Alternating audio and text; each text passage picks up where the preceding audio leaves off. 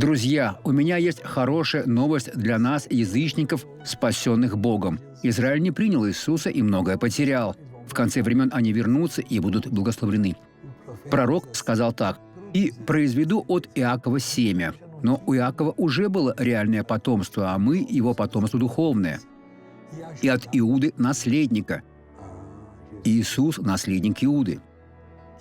«Наследника гор моих». Вы можете унаследовать много гор Божьих. «И наследуют это избранные мои, и рабы мои будут жить там». Избранные унаследуют. А те, кто не только избран, но и служит Богу, будут жить в духовной земле обетованной. Тогда все обетования исполнятся в вашей жизни.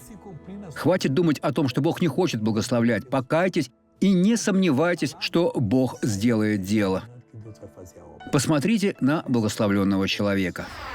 Вы уже ходите, друг? Как долго вы ходили с костылем? Как долго? 5 лет. 5?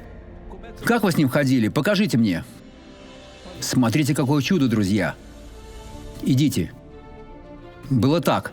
Теперь положите его на плечо. Готово. Начинайте новый путь. Идите во имя Иисуса. Как прекрасен наш Бог, друзья.